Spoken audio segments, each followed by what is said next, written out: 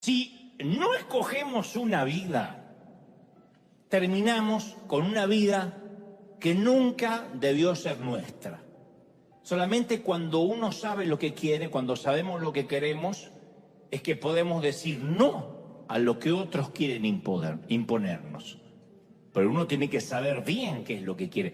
Y eso es algo que no tenemos en claro durante gran parte de la vida. Entonces, cuando vivimos una vida heredada, bueno, estoy siguiendo esta carrera o estoy haciendo esto porque era lo que quería mi mamá, mi tío, mi primo, mi padrino. En un momento la rutina nos empieza a erosionar y lo habitual nos empieza a nublar la visión. O sea, se nos empieza a apagar el fuego de eso que venía con nosotros de fábrica, de nacimiento, de la manera que Dios nos cableó. Y es ahí cuando perdemos hasta la alegría de estar vivos, porque eso hace que nos dediquemos a algo que no nos gusta, que nos va erosionando la felicidad. En todos los órdenes. Una pareja puede estar muy enamorada, pero si le quitamos el romance a la ecuación, la relación se convierte en rutina. El nacimiento de un niño es maravilloso, es milagroso, pero comenzamos a cambiar pañales a la madrugada y empieza la rutina. Muchos de nosotros nos alegramos el día que conseguimos un empleo, ¡por fin! Pero después empieza la rutina y vivimos anhelando que llegue el fin de semana. Conozco un montón de gente que se arrastra de lunes a viernes o de lunes a sábado esperando el domingo.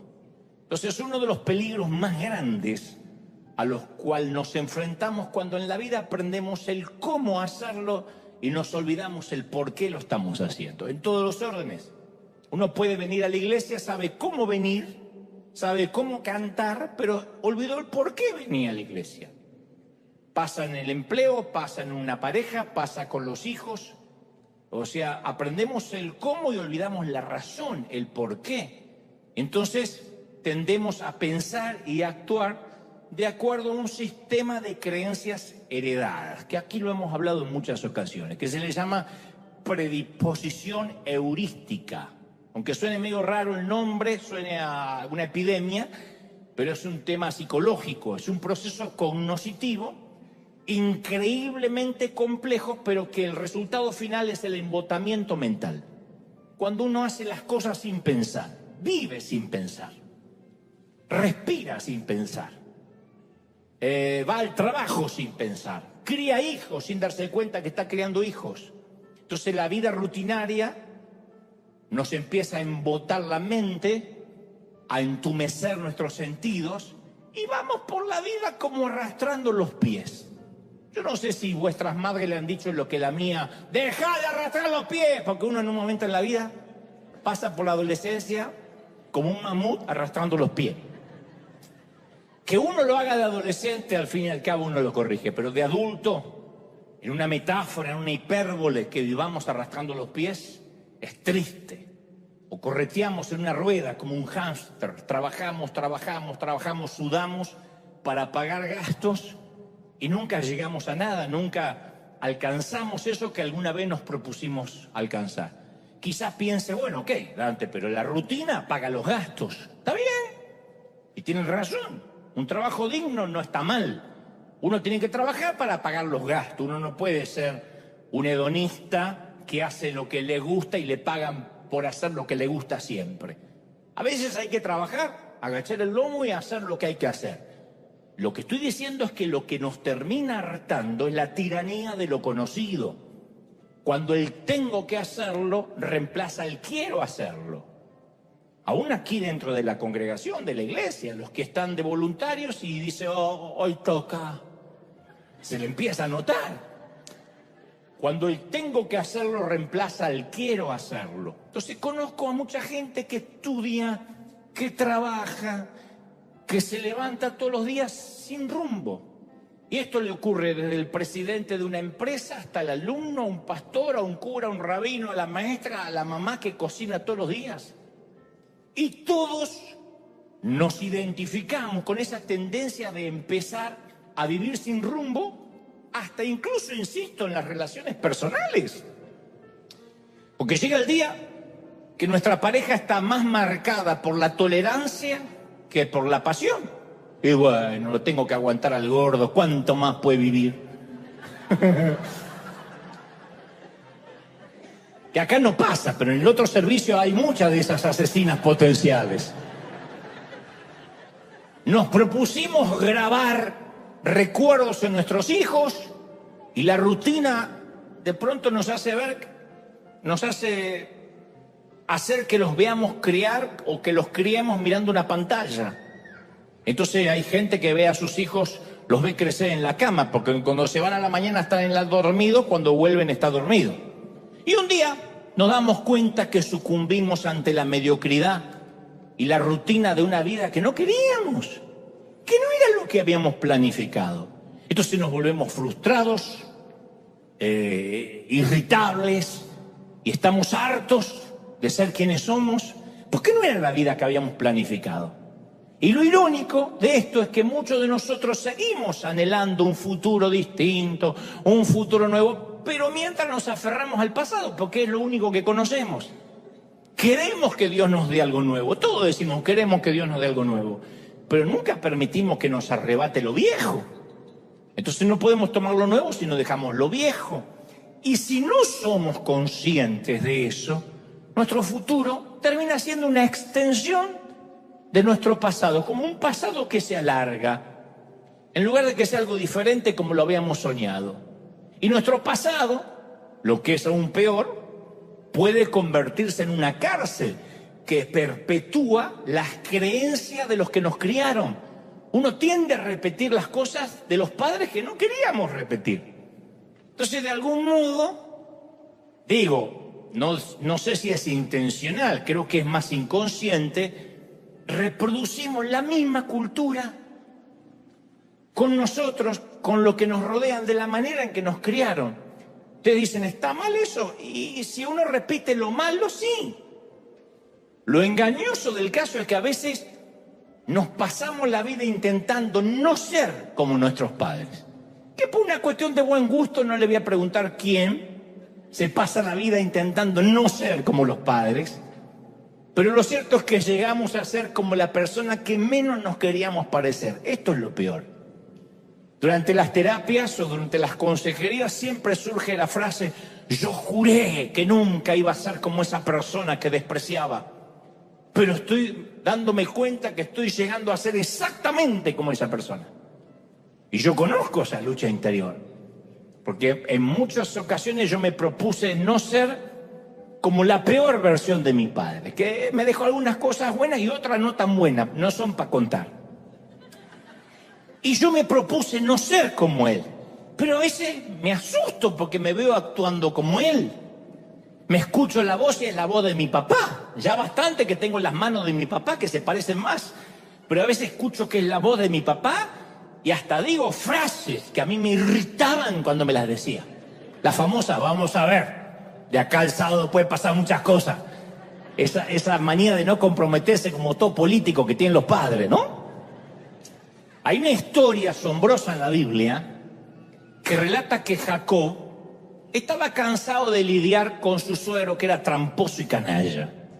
Entonces Jacob solo quería casarse con su hija, y Labán, que así llamaba su suegro, siempre terminaba timándolo. Y para hacer la historia corta, hasta le cambió el salario 10 veces. Un timador, un tramposo. Entonces, un día, Dios le da un sueño a su yerno, a Jacob, y le dice: te voy a dar la manera de negociar con tu suegro. Quiero que le digas que van a dividir el rebaño, que tú te vas a quedar con las ovejas y las cabras que estén moteadas y manchadas. Que esto es una locura, porque casi no hay ovejas manchadas. Las ovejas no son cebras. No hay muchas cabras manchadas. Como que... Pero aún así Dios le dice: tú te vas a quedar con las manchadas y que él se quede con todas las de un solo color. Un pésimo arreglo para Jacob, pero así se lo había dicho Dios. Porque entre el rebaño, insisto, y nacen muy pocas crías de varios colores. Así que el suegro, pillo, y algo argentino, dicen los teólogos, aceptó de inmediato, dice: claro, me fascina. Y Génesis 30:37 relata que por orden expresa de Dios, Jacob tomó unas varas verdes de álamo, de almendro, de plátano, le saca tiras de la corteza, descubre lo blanco de las varas y coloca las varas que había descortezado delante de los rebaños, pero en los abrevaderos, donde venían a beber. Y ahí es donde se apareaban también las muchachas y los muchachos. Y los rebaños bebían, miraban el palito que estaba así moteado, y tenían crías rayadas, moteadas y manchadas. Yo estaba leyendo que algunos expertos afirman que Jacob, al quitar la corteza de las ramas, pudo haber expuesto alguna sustancia nutritiva del agua, y eso hizo cambiar el color de los pelajes de las crías jóvenes al beber esa agua. Lo que sea, esto no es una lección de agricultura, es la manera que nosotros reproducimos nuestra manera de pensar o de actuar. El abrevadero es eso que siempre miramos como un referente, incluso a veces sin darnos cuenta. Proverbios 23:7 dice, porque cuál es su pensamiento en su corazón, así es él. Como uno piensa, es como uno actúa. No hay forma de ser diferente.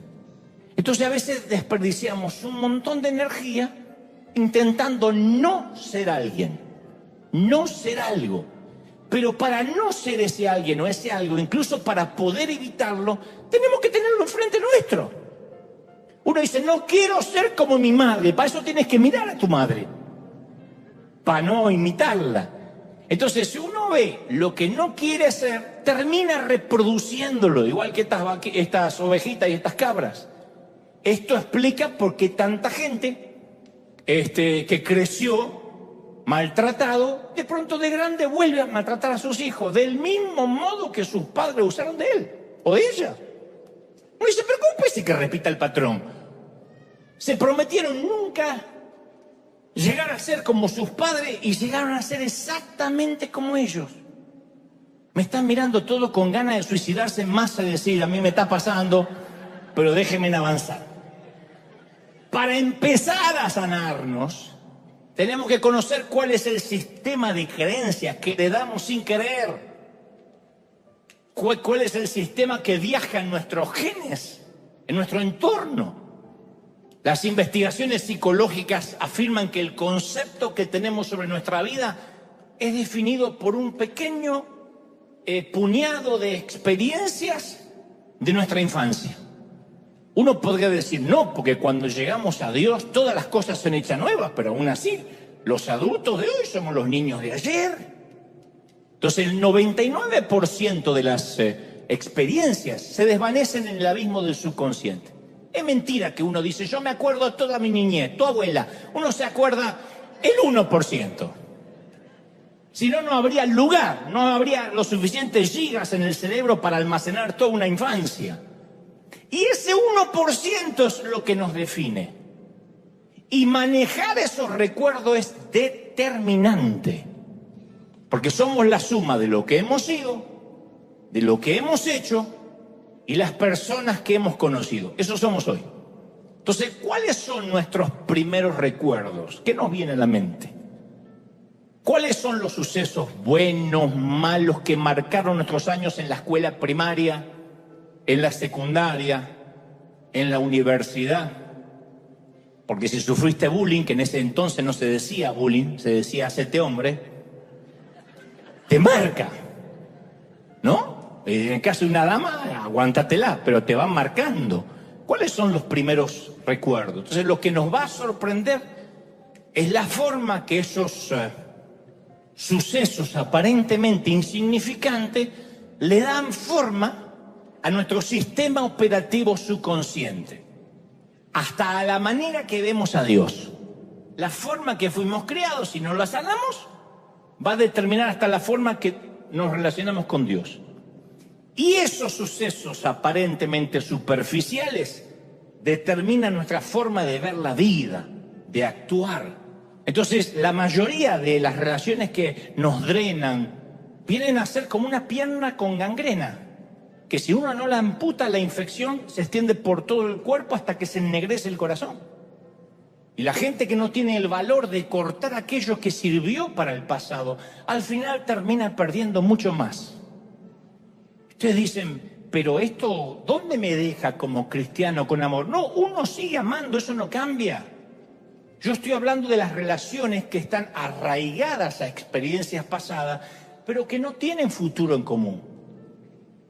A todo el mundo tenemos seguramente en casa un par de zapatos viejos que son comodísimos.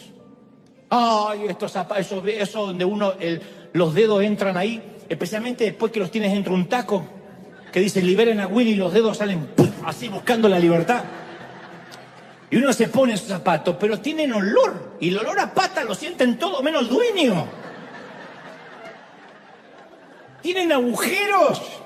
Y no nos van a llevar lejos. Esas son las relaciones que a veces hay que cortar. Son cómodas, pero no van a llevar al futuro. Yo estando en Argentina construí muchas amistades que en su momento pensé que iban a ser para toda la vida. Como cuando uno va a la escuela primaria y tiene esos amigos de 12 años que dicen nos vamos a ver hasta que seamos grandes. Y después uno no se vuelve a ver más. Cuando ya uno es más grande elige la amistad ya no por coincidir en el mismo aula o en el mismo salón, sino por elección. Pero me di cuenta que nuestras vidas fluctúan por temporadas y las amistades siguen el mismo patrón. Entonces, sea cual sea la razón, eso redefine la dinámica de la amistad e incluso del parentesco. Hay parientes con los que uno estuvo muy cercano y después la vida, Dios, nos va alejando. Y no deberíamos sorprendernos si por una razón u otra la vida remodela el terreno de tanto en tanto. No es culpa de nadie. Las cosas cambian. Nadie es el mismo después de 20 años. ¿O sí? Si alguien cree que es el mismo, mírese al espejo, desnudo y con la puerta cerrada. No somos quienes fuimos, somos otros. Yo no soy el mismo cuando tenía 30, ni cuando tenía 20, ni pensaba como pienso ahora. No somos los mismos, somos otros. Y como dijo el sabio Salomón en Eclesiastés 3, todo en esta vida tiene un tiempo, una temporada, incluyendo la amistad. Entonces, por razones obvias, no podemos forzar amistades para toda la vida. ¿Por qué? Porque se forjan en las trincheras del diario. Por definición, toman toda la vida para que una amistad se desarrolle toda una vida. Pero no todos vamos a conservar los amigos de siempre. Entonces, por nuestra salud mental tenemos que decir, a ver, no vamos a llegar toda la jubilación juntos, a la mecedora, a compartir los dientes en el mismo vaso. Me voy a cambiar el pañal. ¿Me cambias el mío ya que va? No va a pasar eso. Puede que nos jubilemos con un grupo totalmente diferente a los amigos que tenemos ahora. Ahora, muchos venimos del mismo entorno, incluso crecimos en el mismo hogar, ¿o no? Y terminamos en lugares diferentes completamente en la vida. ¿Hay alguien acá que no se parece a su hermano o a su hermana? Bueno, vinieron los parecidos de Suiza todos. ¿Hay alguien que dice, yo no me parezco a mi familia? Una valiente, por fin. La familia no te está viendo, tranquila. Viste que a veces uno dice, no me parezco a mi hermana. Pero parece que yo fui adoptado y hasta uno empieza, después uno se ve la misma nariz, la misma, y uno dice, no soy adoptado. Pero a veces uno dice, ¿por qué soy tan distinto a mi familia? Y más cuando uno conoce a Dios y te van cambiando los valores y los principios, que uno dice, qué diferente, y uno ya está en la mesa navideña o en la mesa de Nochebuena y ya no hay temas en común, uno ya no se ríe de los mismos chistes. Aún aquel que dice, yo nunca cambié como algunos, los que se dan de intransigente, todos cambiamos. Pero mucha gente valora nuestro presente con la perspectiva que tenían de nuestro pasado. Recordemos que Jesús no pudo hacer milagros en su ciudad porque la gente dice, si este es el hijo del carpintero. Conocemos a su familia. ¿Qué se viene a hacer el Mesías? ¿Qué impidió sus milagros? No su ubicación geográfica. Fue la visión limitada de los que se fijaban más en su pasado que en su presente.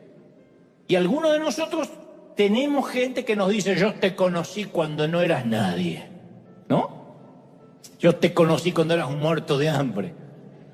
A mí me dicen siempre, yo conocí a Dante cuando tenía un Renault 18 fundido y un traje brilloso de tanto planchar. Perdón por no conservar el saco brilloso en un museo y por haber cambiado el auto fundido, perdón. Mientras más fuerte sea la emoción, más fuerte y duradero es el recuerdo. Entonces casi todos nuestros recuerdos a largo plazo están asociados con emociones muy intensas, positivas o negativas.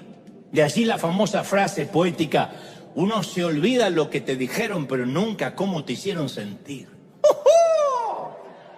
Me vine Neruda hoy, ¿eh? Porque así Dios nos estructuró.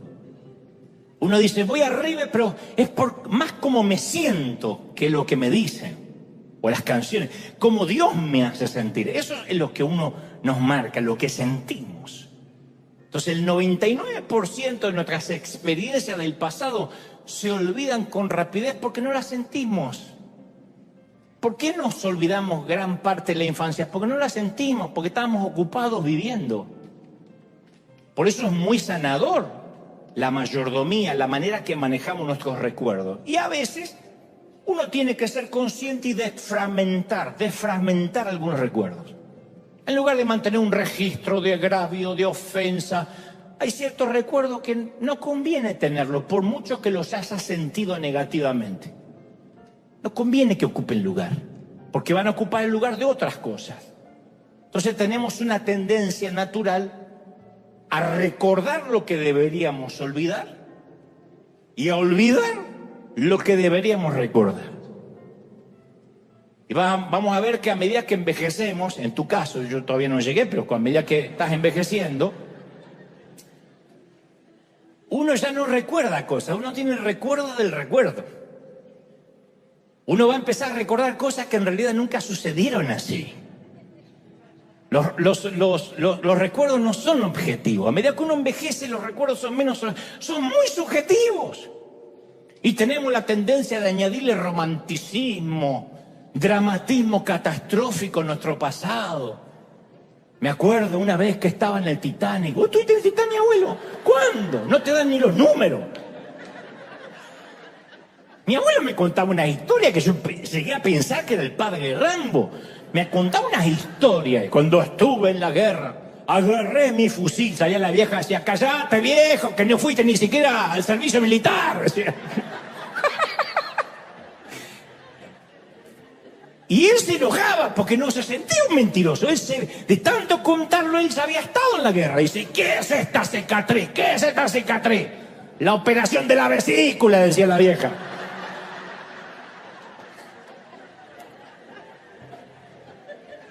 Entonces todos distorsionamos nuestros recuerdos a base de minimizar unos mientras ampliamos otros, los que nos conviene.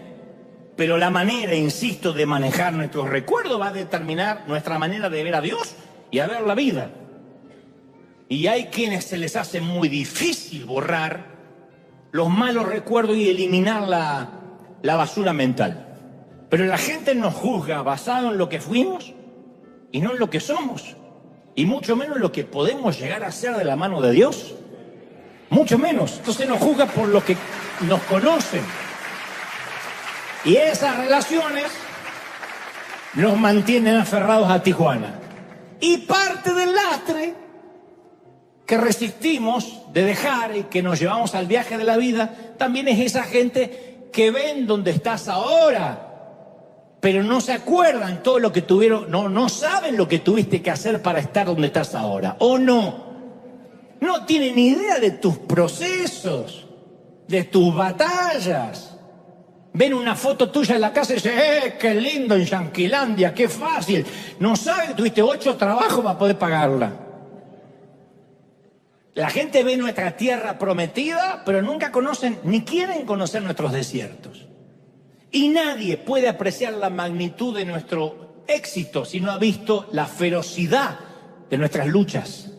Y caramba, que la mayoría de los que están acá se han roto el lomo, han trabajado, han tenido que separarse de sus seres queridos, han tenido que renunciar a jugar con los chicos porque este es un país donde uno no se puede colgar del cable y tengo DirecTV gratis, me agarro el gas y me copio.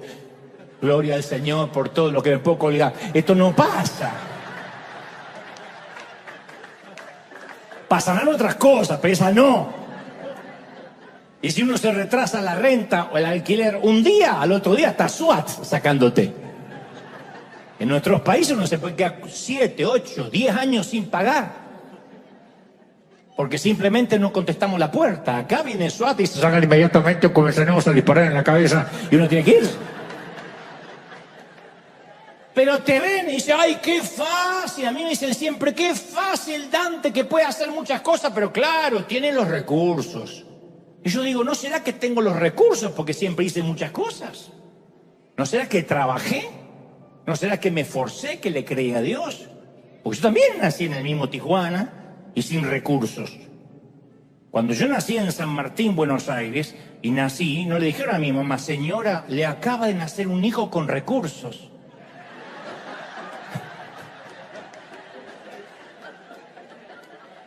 Ni nací en el Palacio de Buckingham.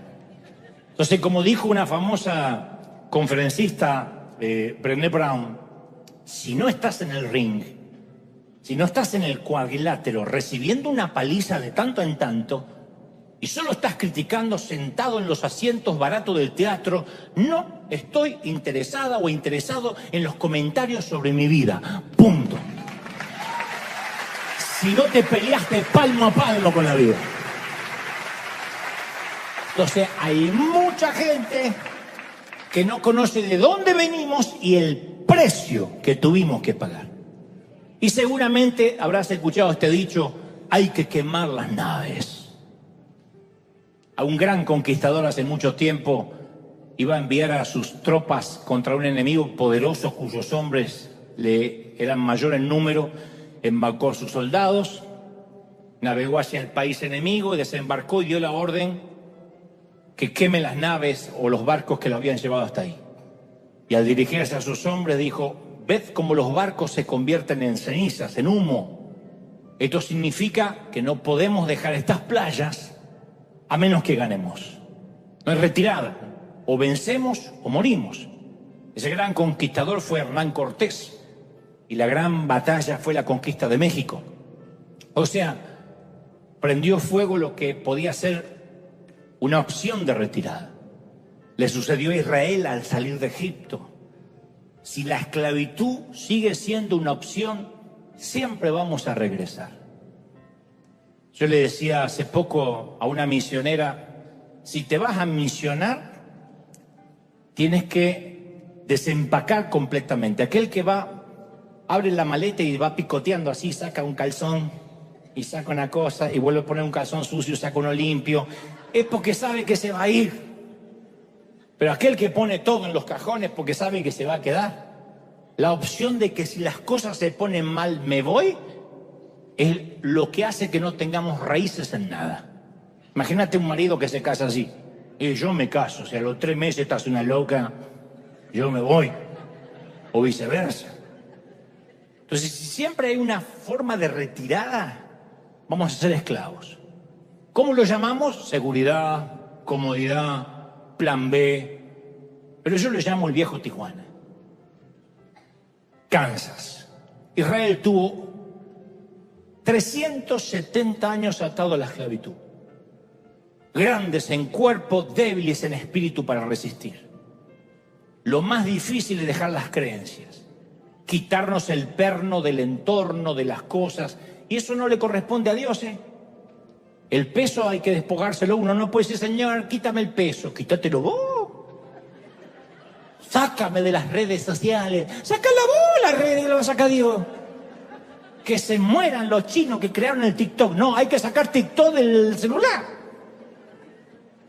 Son los grilletes que nos distraen y nos impiden salir de los límites de Egipto. Israel tenía un comisario de tributos. El objetivo no era hacerlos trabajar, sino destruir sus espíritus. Querían doblegar a toda una raza para que generación tras generación sirvieran a sus captores. Como dijo el Pacino, interpretando al coronel Slade en la famosa película del 92, Perfume de Mujer. Él dijo, en la guerra tuve muchos muchachos y los vi amputados de uno y hasta dos de sus brazos.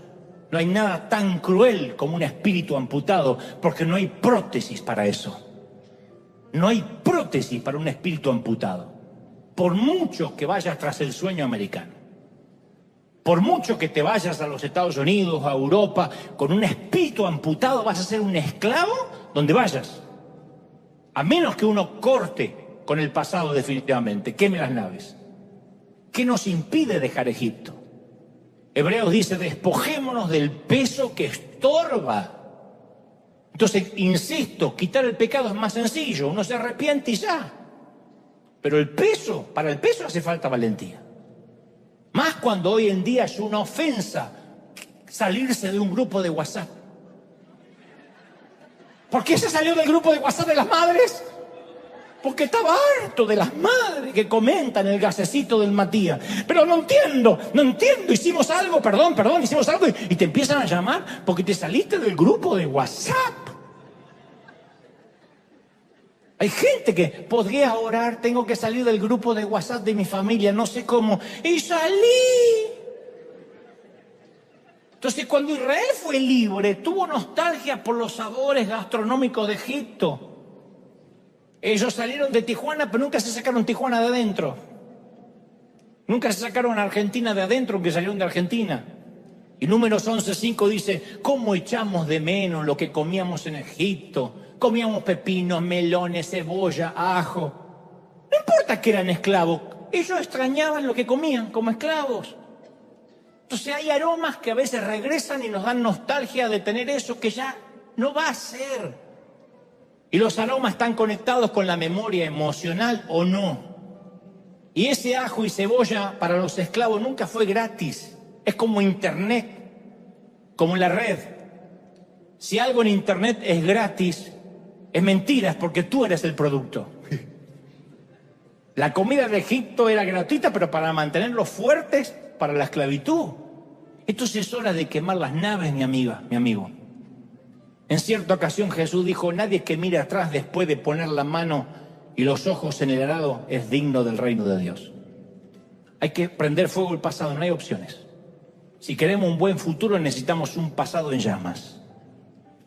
Y eso es lo que llamo un incendio intencional. Es decir, hay cosas que están buenas y otras que no están buenas. El pasado es lo que hemos hecho, donde hemos estado, quiénes somos.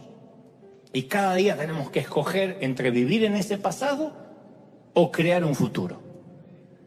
Nos vamos a tener que acostumbrar a las pastillas para la garganta de este lado de la frontera. Al dulce de leche de estas vacas. Ahora, no es un camino fácil, porque uno se aferra a lo conocido, se aferra a lo que tiene, y a veces ahí, insisto, hacemos una extensión del pasado. Y en algún punto de nuestras vidas tenemos que poner en un altar todo lo que conocemos con la promesa de un futuro que no conocemos, pero esa es la vida. Eso es casarse. No podemos decir, yo me voy a casar, pero si la cosa sale mal me voy con mamá. Yo sé que algunos lo hacen, pero eso no es casarse. Hay que quemar a la vieja, hay que quemar lo viejo. Dicho esto, yo no te voy a mentir. Hay dolores de la infancia que nunca se van. Si algún predicador te dice por ahí, no, todos los dolores se van, es un timador. Se alivian. Pero hay dolores que nunca se van por completo porque, insisto, están en ese 1% que Dios permitió, tema para otro mensaje, para hacer lo que hoy somos, para darnos cierta resiliencia, cierto umbral de resistencia a los avatares de la vida. Olvidar no es adquirir amnesia. Uno puede recordar el dolor, pero que ese dolor ya no viaje con nosotros. Que ese dolor no nos acompañe a todos lados. Las cicatrices son una belleza especial. A mí me gustan ver cicatrices. Porque quien no tiene ninguna herida significa que no peleó nunca una batalla de las buenas. Las heridas de la vida son una placa de honor. Son como las marquitas de la cesárea de una mamá que hablan de que ese mapita que ahora aparece en su panza es que parió, que dio a luz hijos. Las marcas, sean cual sea, siempre son buenas. Hay un viejo chiste malo que relata que un día se juntaron varios gringos machotes para presumir sus cicatrices. Lo deben conocer. Uno de ellos se levantó la camisa y dijo: esta cicatriz me la hice peleando cuerpo a cuerpo en Kansas City. Y ahí mismo se levantó otro la camiseta y dijo: esta marca me la hice en una balacera con la policía en Dallas City. Otro hizo lo propio y dijo: Oklahoma City. Alguien dijo: Connecticut City. El pobre hispanito que estaba ahí, para no ser menos, levantó la camiseta y dijo: Appendi City. Es chiste malo, pero había que ponerlo en alguna parte, ¿no? Pero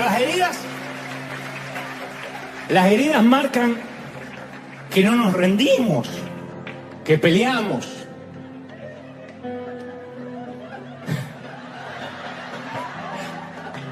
No era el momento, lo sé. Lo que trato de decir es que una vez que sacamos el aguijón, la sanidad es inevitable. Entonces no tenemos que pasarnos la vida tratando de no parecernos a alguien, de no repetir el patrón de los padres, sino más bien podemos dejar que Dios redima nuestro pasado y haga algo con esas cenizas. Hace más de 100 años, unos pescadores estaban cenando al lado del mar de Escocia, intercambiando anécdotas de pesca. Uno de ellos hace un gesto así con la mano para describir el tamaño de un pez que se había perdido, y su brazo cayó sobre la charola, sobre la bandeja que la criada traía, la cafetera y el café, y salió volando el café y pegó contra la pared y dejó una mancha indefinida de color marrón. Y el dueño de la posada se lamentó y dijo: hoy voy a tener que volver a pintar toda la pared. Tal vez no, dijo un extraño. Permítame trabajar en la pared. Como no tenía nada que perder, el propietario aceptó la oferta singular. El hombre sacó lápices, pinceles, óleos en su maletín de artista, trazó unas líneas alrededor de las manchas, aplicó sombras, colores en la salpicadura de café y empezó a surgir una imagen definida. Dibujó un ciervo con una cornamenta formidable y el hombre puso su firma en la parte de abajo, pagó y se fue. Era Sir Edwin Spencer, un famoso pintor inglés, conocido por sus pinturas sobre vida silvestre, sobre animales. Y en sus manos, un error se convirtió en una obra maestra. Entonces las manos de Dios hacen lo mismo con nuestra infancia. Él viene y pinta encima de los borrones dislocados de nuestra infancia y hace una obra de arte. Dice: este Dante que tiene síndrome de Asperger y es tímido, y mirá los padres que tiene, uy, los hermanos que le tocó, y el abuelo que está loco que cree que estuvo en la guerra, y es más pobre que una rata, y no tiene posibilidad ni ir a la universidad, lo mandaron de técnico electrónico. Y con esa mancha Dios dice: no voy a dejar que determine su identidad el entorno, no voy a dejar que eso lo defina. A mí lo que me define no es el día que me estrellaron contra la pared, es el día en que Dios hizo una obra de arte con mi mancha, con mis cenizas. Y el mal manejo, insisto, de los recuerdos puede ser tan debilitador como una minusvalía mental. Porque la gente que vive atascada, un pésimo recuerdo, no puede recibir lo que Dios le da, no puede ir a futuro. Yo una vez te conté que El Mago de Oz fue una película estrenada en 1939, que seguramente trabajó ahí mi abuelo, que sigue siendo un clásico del cine mundial, que básicamente es la historia de Dorothy, una niña que vivía en una finca en Kansas, interpretada por una gran actriz, Judy Garland, y que a raíz de un tornado acaba en un mundo extraño e imaginario. Esa es la novela llevada al cine. Y de ahí se acuñó una frase célebre del cine que Dorothy le dice a su perro Toto cuando llega al mundo de Oz. Le dice: me parece que ya no estamos en Kansas. Esa frase se utiliza para cuando cambia nuestro entorno habitual, cuando cambian los rostros conocidos, cuando cambia la forma rutinaria de vivir, cuando cruzamos la frontera para venir a vivir a este país, los que somos inmigrantes. Pero se utilizan los negocios, en la política, en cualquier ámbito que sea diferente al Kansas del cual crecimos. A efecto de contemporizar la frase, podríamos decir, ya no estamos en Chiapas, ya no estamos en El Salvador, ya no estamos en Buenos Aires, ya no estamos en Tijuana, por ejemplo.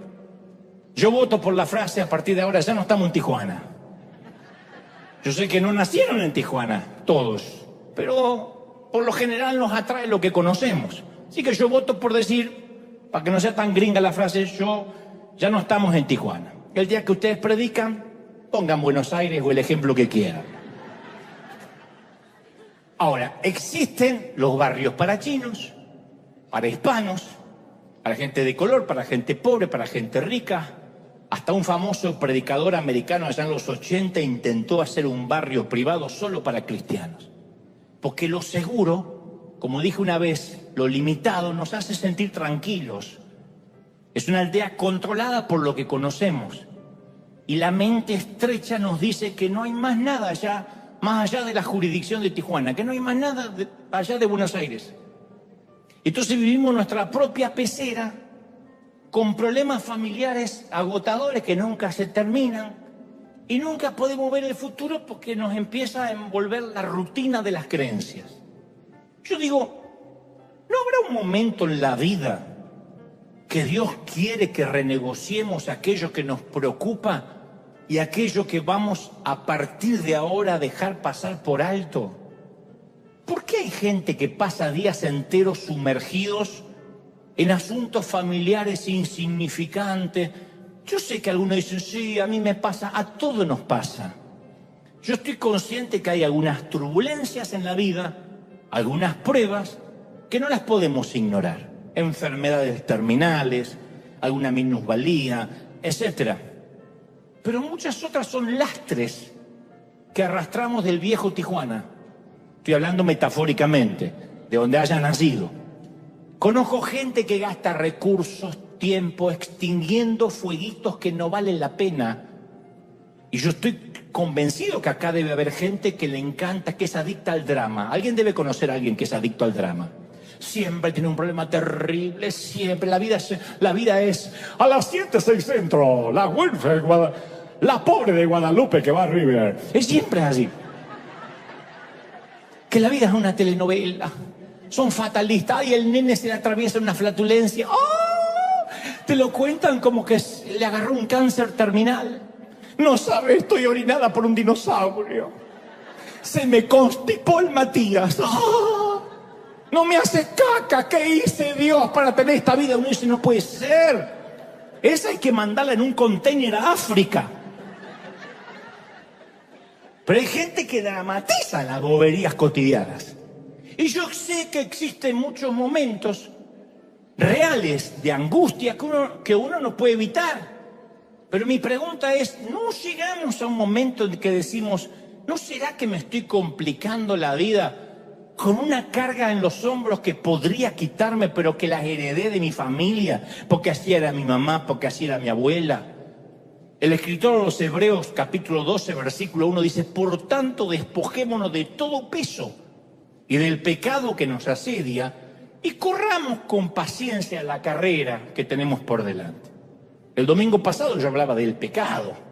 Uno dice, pecado que confieso, pecado que desaparece. Lo más difícil es confesar el peso, las distracciones que nos llegan a ser un pecado capital, pero que nos distraen. Son los asuntos grasos de la vida. Es la basura que nos inflama. Si uno quiere adelgazar en este país, tiene que cortar el gluten, las harinas y todo lo que inflama, todos los aditivos, el azúcar. Casi nadie engorda por comer comida sana. Lo no saludable es lo que nos inflama. Y en la vida pasa igual, hay cosas que nos inflaman, no nos nutren, no nos alimenta, pero nos drena, nos vampiriza, nos carga. Y son cosas que heredamos de nuestros padres. Y te lo digo porque esto no es un mensaje para ustedes nomás, los pobres mortales. Yo muchas veces me veo dramatizando como mi mamá. Mi mamá era una súper actriz. Glenn Close, Michelle Pfeiffer no existían, eran un frijol al lado de mi mamá. Entonces a veces yo tiendo a dramatizar porque viaja conmigo. Yo me acuerdo siempre de la casa de mi abuela Ana, que tenía la casa repleta de cosas que parecían que habían sobrevivido a la Segunda Guerra. De ahí la locura de mi abuelo, que veía las cosas y pensaba que había estado en la guerra. Ropa antigua con un agujero de polilla, moho, fotos cuarteadas color sepia metidas en unos marcos ovalados espantosos, una máquina de coser Singer. Si alguna acá sabe lo que es una máquina de coser Singer, tienes que hacerte una colonoscopía una vez por año, llegaste a la edad. Esa con el pedal abajo. Un lavarropa que hacía un ruido de tractor, interferían los aviones que pasaban por encima. Así. Y ella presumía, yo nunca tiro nada. Más vale a juzgar por el abuelo que estaba ahí. Para empezar, pues el abuelo no tiraba nada. La abuela no quería aceptar que algunas cosas, a pesar de lo hermosas que habían sido, ya no eran útiles. A ella le faltaba el valor para dejar ir las cosas. Y aunque parezca terrible, mi abuela Ana no está sola en esto. Porque la mayoría de nosotros somos acumuladores de lo familiar de Tijuana, de mi caso de Billinghurst, de Buenos Aires. Las cosas que sirvieron, pero que ya no funcionan. Lo que nos sacó de Egipto no siempre nos sirve para entrar a la tierra prometida, pero somos acumuladores compulsivos de creencias, de historia. Mantenemos viejas, yo siempre digo, mantenemos viejas relaciones cuando ni siquiera somos correspondidos. Seguimos siendo leales a veces a amistades que, como digo siempre, se mantienen por un solo remo. El día que dejamos de remar, el día que no lo llamamos por teléfono, el día que no mandamos un texto, no nos habla más. Porque era mantenida la relación por un solo remo. Yo he hecho la prueba de no llamar por una semana a alguien que creía mi amigo, nunca más supe de él. Jamás. Entonces digo, ay, era yo el que insistía con feliz cumpleaños. Entonces, pero uno se aferra a lo conocido, a lo familiar. Hay gente que usa hasta el mismo producto de una marca, el mismo, no consigo esa marca, no consigo. Pero no es que está buscando la marca de plutonio. No consigo el supositorio que yo usaba en El Salvador. De verdad. Y no se rían porque yo conozco gente de acá que se va hasta Tijuana. 4 horas de fila, ida y vuelta, para comprar unos caramelos para la garganta que los gringos no saben hacer. De verdad. Porque no es que dice, la insulina de allá es mejor. No, me fui a comprar unos caramelos que los venden en la farmacia de allá. O sea, acá pudieron mandar un cohete a la luna, pero no pueden hacer caramelo para la garganta. Y argentino también. Yo me traigo el dulce de leche de Argentina porque las vacas de acá no saben hacer ese tipo de dulce.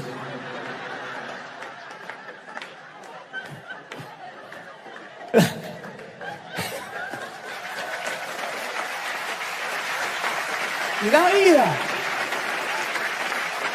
está llena de rutinas, de ritos. Entonces no se puede recoger nada nuevo con las manos llenas. Hay que tomar decisiones y soltar. Yo hace poco entrevisté acá mismo a un conductor de televisión que me contaba que sufrió durante meses una contractura muscular gravísima. Estaba completamente duro, no podía ni dar vuelta el cuello y se recorrió todos los médicos, tomó un montón de medicamentos y nada hizo efecto hasta que fue a dar con un viejo quiropráctico que tomó un bolígrafo y le dijo, mire, yo le voy a recetar algo para que usted tome de inmediato. Toma un bolígrafo así. Y dice, mire que tomé todo. No. Esto cuando usted se lo toma, ¡pac! Agarra el recetario y dice, usted va a tomar decisiones.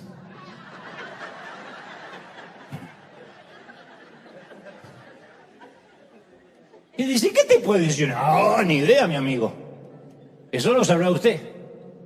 Pero no son más de 2 o 3 que le están sobrecargando la salud, le están minando la salud, lo están endureciendo. Usted tiene que tomar decisiones. Eso no es otras cosas que estrés por acumular problemas que estoy convencido que no valen la pena.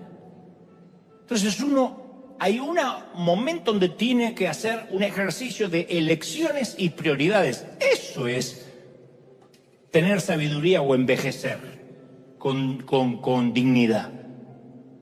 Prioridades. Lo que cambian son las prioridades. Los gustos no cambian, cambian las prioridades. Entonces hay que hacer espacio para algunos problemas que merecen nuestra atención y otros que son un lastre innecesario. Uno habla del pecado e inmediatamente todo el mundo se identifica. Uy, la lujuria, la envidia, los celos. Ahora uno habla del lastre y dice, bueno, el peso, ¿qué es el peso? Y el peso es todo lo que distrae. Los aviones no vuelan sin comprobar el peso de su carga. Porque si no vuelan demasiado alto, gastan más gasolina. Entonces, cuanto más alto uno decida volar, menos peso podemos transportar. Y esto equivale para la vida. Uno de los principios de la sabiduría es elegir qué batalla vamos a pelear y qué definitivamente va a volar fuera de nuestro radar. En esto no me voy a meter. Hay problemas que no nos competen y sin embargo es como que hay gente que se levanta a la mañana y dice, no tengo problema, ¿dónde puedo conseguir uno? Y van y buscan. Y una vez te dije, ¿qué parte del peso que arrastramos de nuestro Tijuana es la que hay que dejar? A veces es una deuda emocional, que los hispanos tenemos mucho, ese famoso síndrome que yo hablo siempre de te estaré siempre agradecido, que suena noble. Caramba, que acá siempre hablamos de la honra. Pero nunca olvidemos que la herramienta es solo una herramienta. Uno le agradece al martillo, no le rinde homenaje. Entonces hay que honrar a quien nos bendijo, pero en algún momento hay que decir, bueno, ya está, suficiente. Cuando uno termina de pagar una hipoteca o un préstamo, el banco no tiene por qué volvernos a llamar. Ya pagué. Y hasta algunos nos hacen sentir hasta la obligación moral que si nos va bien lo tenemos que repartir con ellos. Si te va tan bien, ¿por qué no dejas algo? Porque trabajé, me partí el lomo. Porque Dios me bendijo, porque soy un dador, etcétera. Por eso insisto, para que Dios nos pueda llegar al futuro, nos pueda llevar, tenemos que reconocer que ciertas relaciones fueron muy buenas para el viejo Tijuana, para el viejo Buenos Aires, para el viejo México, pero no para el sitio donde vamos. Uno no puede pasarse la vida aclarando malentendidos, sentimientos heridos, egos dañados. ¿Viste que hay gente, qué te pasa ahora? No, se me enojó la cuñada. Y ahora se me enojó el compadre, y ahora se me enojó. Y siempre está aclarando y aclarando y aclarando. Hasta que un día uno se cansa de aclarar. Y a medida que uno va creciendo, estamos obligados a refinanciar ciertas relaciones. Refinanciar, como un préstamo.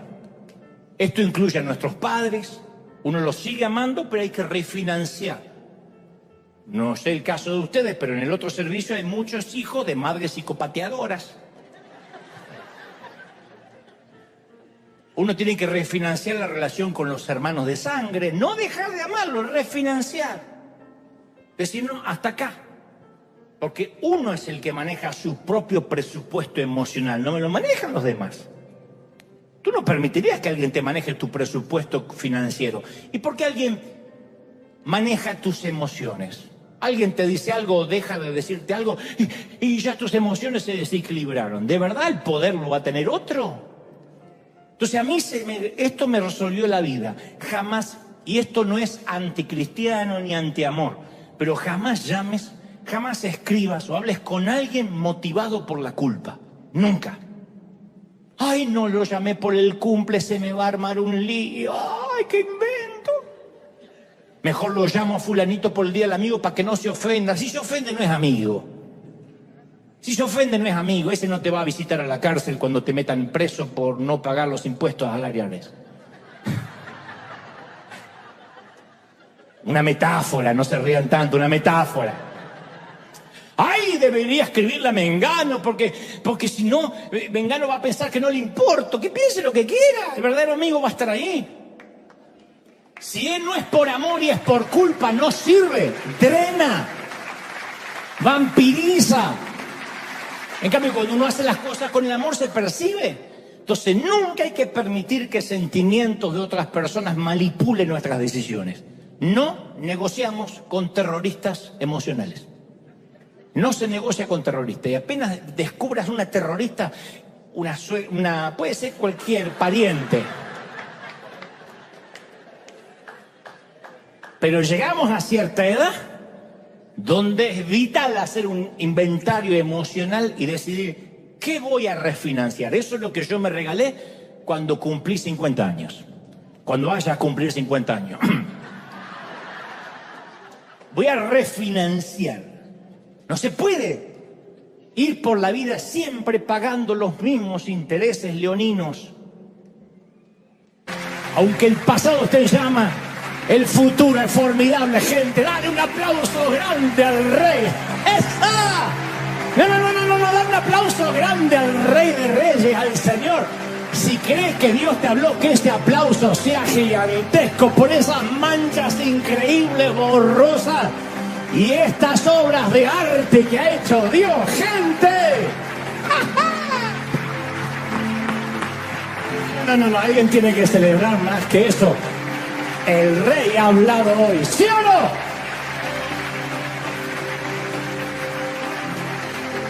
Esto es maravilloso.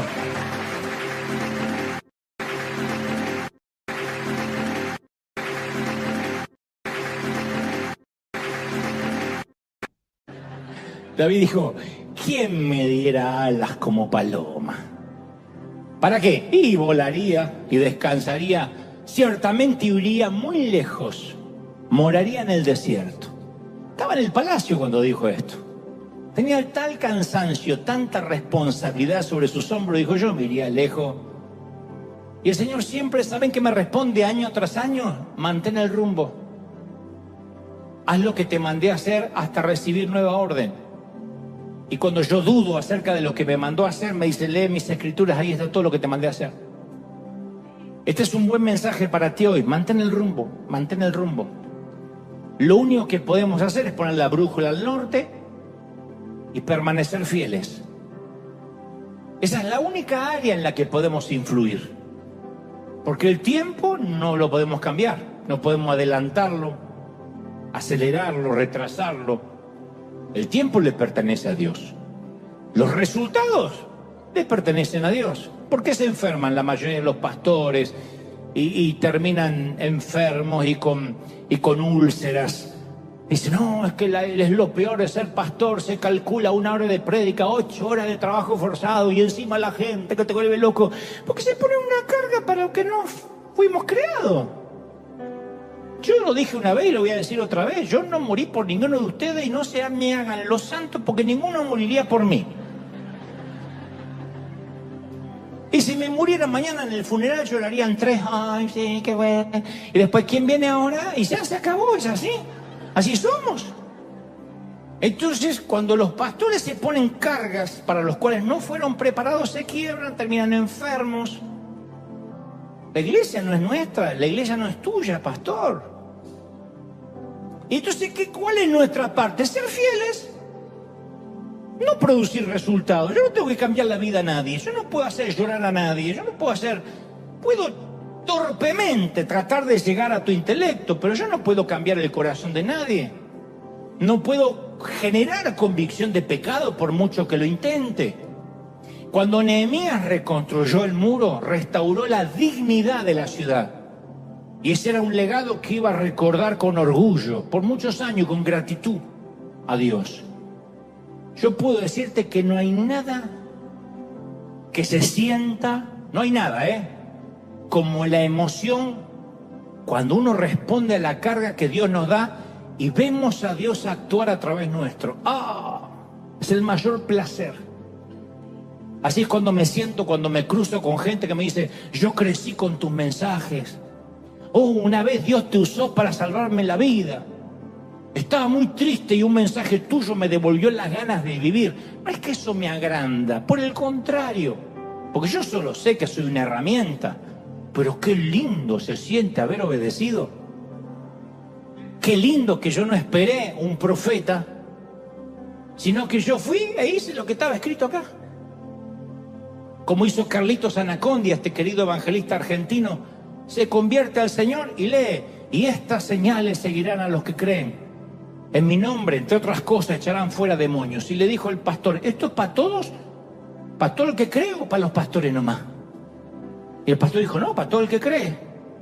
Y dice: ¿yo puedo hacerlo? Y dice: no, te acabas de convertir, querido. Ahora hay un proceso. Y dijo: ¿pero puedo hacerlo afuera? Ah, sí. Se paró en una esquina Anaconda y dijo: ¡oíme bien, Satanás! Se manifestó hasta la suegra del presidente. Mientras que otros esperaban la voluntad de Dios, este fue y la hizo. Entonces, cuando uno se siente: uy, fui destinado para esto, se siente fenomenal. Nuestros llamados tienen que ver con lo que Dios desea, con lo que Dios está haciendo, con lo que Dios está cambiando, con lo que Dios está transformando. Eso es el llamado de Dios. ¿Tú lo crees?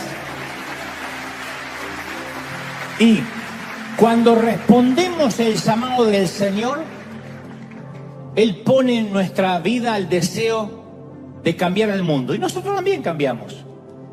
Crecemos en dignidad como personas, nos volvemos seguros, centrados, perdemos esa sensación de falta de propósito que tiene tanta gente, experimentamos la satisfacción de saber que formamos parte de algo que importa, algo grande, algo que está en el corazón de Dios. Eso que sentimos hace un rato cuando vimos el resumen de lo que hicimos como iglesia del 2020, eso de decir: wow, yo pertenezco a esto, ya sea como tracción a sangre o poniendo una semilla, pero somos parte de algo muy grande. Entonces la iglesia, la gente se congrega en nuestras iglesias por dos razones: para pertenecer a un club de amigos, juntarse con gente que piensa y vista como ellos, o para obedecer el mandato del Señor de ser parte de algo grande. Y somos parte de un plan grandioso, audaz, para redimir el mundo. Y cuando respondemos ese llamado, en algún lugar se reconstruye un muro que estaba caído. Alguna parte del mundo se redime. Así que, por favor, si estás aquí o en casa y eres de los que estás entre los que cada fin de año toma resoluciones, hace listas y le gusta hacer planes, yo tengo esta palabra. Primero, no te canses de hacer el bien. Querido pastor, no te canses de hacer el bien. Querido siervo, diácono, anciano, servidor, no te canses de hacer el bien. Sé fiel en lo que te mandó a hacer Dios hasta que Dios te cambie la orden. Y recuerda, cuando te parezca que no hay un nuevo plan, es porque tú eres el plan. Somos el plan. Nuestros maestros, bueno, no nuestros maestros, los maestros, no siempre son nuestros, adoctrinan así, ahora sí, a nuestros hijos con la idea de que no somos más que el producto de un accidente, productos del azar, que el nacimiento de una persona es azaroso, ¿no? Y por consecuencia lo que cada uno haga con su vida, incluyendo hasta su orientación sexual, no es una cuestión divina, sino que es una cuestión de preferencia. No existe ningún diseño divino, enseñan que no hay ningún diseño original, y sin embargo la Biblia nos enseña y nos enseñó que Dios nos diseñó con un propósito en mente. El Salmo 139:14 dice que somos una creación admirable. Cuando el Señor nos terminó de hacer, dijo: ¡wow! Mira qué lindo me salieron. Bueno, los argentinos capaz que más lindo que otros, pero cuando ustedes predican, pongan el ejemplo que quieran, ¿eh? Y con el avance de la ciencia es cuando más deberíamos empezar a entender estas palabras de que somos una creación admirable, no al revés. A veces pensamos que hay una dicotomía entre la ciencia y lo divino.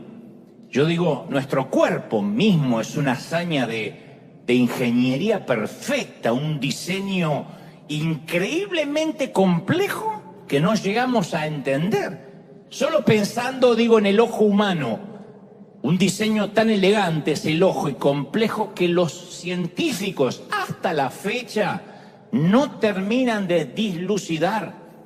Nuestro ojo se mueve a un promedio de 100.000 veces cada día. Hace su propio automantenimiento mientras dormimos. El ojo tiene enfoque, tiene objetivo, tiene su propio ajuste de apertura automática, brinda imágenes a color, imágenes en 3D, puede funcionar nuestro ojo en total oscuridad y con la luz brillante. Estamos leyendo que el ojo es capaz de discernir 16 millones de colores, que incluyen 70.000 matices de grises. De hecho, el mismo Charles Darwin dijo, suponer que el ojo. Charles Darwin fue el que por mucho tiempo sostuvo que descendíamos del mono. Si algún día tu esposo le enseña a tu hijo que descienden del mono, dile, esa es la familia de tu papá, no la mía.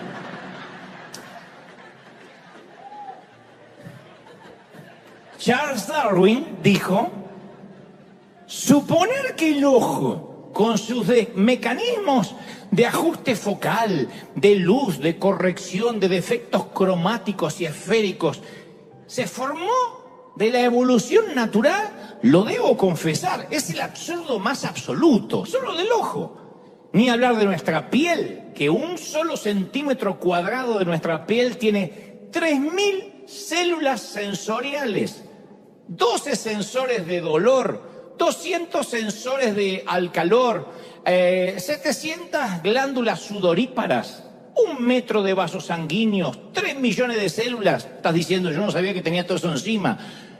4 metros de nervios que envían al cerebro mensajes a una velocidad de 320 kilómetros por hora. Nuestro cerebro pesa 1,5 kilos. Algunos pesan más, algunos pesan menos, pero 1,5 kilos. Y contiene 12.000 millones de células, que cada una está conectada con 10.000 células cerebrales más, lo cual implica 120 billones. Como decía mi maestra, con V de vaca larga. Billones de conexiones. Nuestras moléculas de ADN contienen la información más detallada de todo el universo. Entonces, y por supuesto no estoy hablando de la maravillosa teoría de las maravillas de la gravedad o el sistema solar o el perfecto equilibrio entre el nitrógeno y el oxígeno de la atmósfera que hace posible la vida terrestre. O sea, ¿qué otra evidencia necesitamos para darnos cuenta que nuestro mundo fue creado con la más alta inteligencia, sabiduría, enfoque, propósito? No hay una sola persona en base a esto que haya sido creada como accidente o como producto del azar o el producto de un simple encuentro sexual entre dos personas. Entonces, todos los que hemos nacido somos una obra de arte intencional, creada por la mano de este mismo artista maestro. Eso ya merece un agradecimiento para decir, no lo había pensado. Dios me hizo intencionalmente, ¿o no? Dios le dijo a Jeremías, antes que te formaras en el vientre, ya te había elegido. Antes, ya te había apartado, te había nombrado profeta para las naciones. Jeremías 1:5. Antes que fuese formado en el vientre, no cuando lo vio como un feto. Antes. El Salmo 139:15 grafica las palabras de David que dice, mis huesos no te fueron desconocidos. Cuando en lo más recóndito del vientre de mi madre yo era formado, cuando en lo más profundo de la tierra yo era entretejido, tus ojos vieron mi cuerpo en gestación. O sea que las primeras ecografías fueron un invento del Señor. Todo estaba escrito en tu libro, dice David. Se estaban diseñando aunque no existía uno solo de ellos. Ni uno de mis días existía y tú ya los estabas diseñando. Entonces, Dios llamó profeta a Jeremías antes que naciera. Llamó predecesor a Juan el Bautista antes de que naciera. Llamó libertador a Sansón antes de que naciera.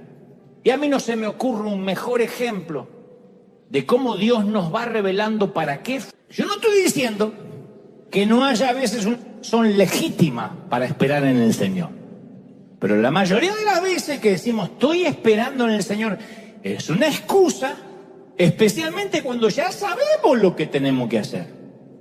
El Señor no dijo, vayan y anuncien, pero igual esperen a que yo le diga cuándo es el tiempo, Vayan y anuncien, pero siempre esperen una reconfirmación, porque a lo mejor yo estoy medio con un desfase hormonal y cambio de opinión. Cuando los israelitas tenían que cruzar el Mar Rojo y los egipcios venían atrás, pisándole los talones, se quejan con Moisés. Moisés ora y Dios dice esta famosa frase que no es muy conocida, pero está en las Escrituras. Le dice, Moisés, ¿por qué clamas a mí? Dan ganas de decirle, ¿y a quién otro voy a orar?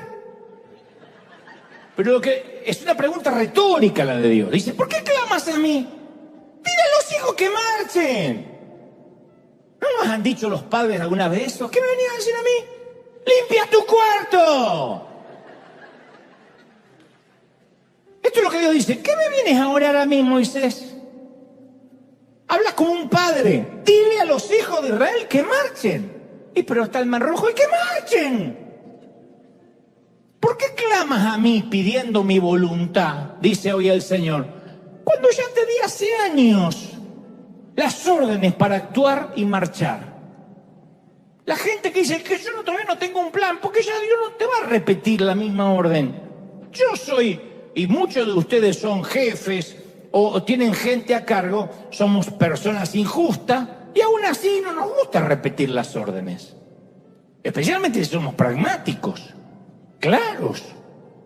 Cuando yo puedo repetir una orden que dice, perdón, tal vez Dante no te explicaste bien, y me explico mejor, porque puede que sea, le doy el beneficio de la duda. No obstante, cuando ya di la orden de manera clara, y el tipo se queda ahí, el empleado no hace lo que le digo que tenga que hacer, tiene un problemita más grave, ¿no? Otra excusa muy creativa es, no, yo te entiendo, pero lo que quiero es, no quiero adelantarme a Dios. Yo me imagino a Dios diciéndole a Gabriel, este tipo es demasiado rápido. Me cuesta seguir el ritmo. Me distraigo un poquito y el tipo se me adelanta. No quiero adelantarme a Dios. Yo pienso que a veces estas cosas tenemos que decírselas a Dios para que se ría un rato, porque no quiero adelantarme a Dios. ¡Oh, el adelantado! Perdón, señora adelantada. Está bien, Señor, te espero, pero apúrate. No es así. Lo más probable es que Dios esté esperando que nosotros movamos el trasero y no al revés. Entonces, mientras que exista gente que busca la voluntad de Dios, hay muchos otros que directamente van y la hacen, punto. En Lucas 9:59 leemos la historia de alguien a quien Jesús la llama para que lo siga. Le dice, sígueme. Dice que le dijo a una persona, un muchacho, sígueme. Y el muchacho le dice, Señor, déjame que primero entierre a mi padre. Jesús le responde, deja que los muertos entierren a los muertos. Tú ve y anuncia conmigo el reino de Dios. Otra orden que el tipo no quiere seguir. Y yo tengo que confesar desde que escuché esta historia de niño, que gran parte de mi vida no entendía este texto.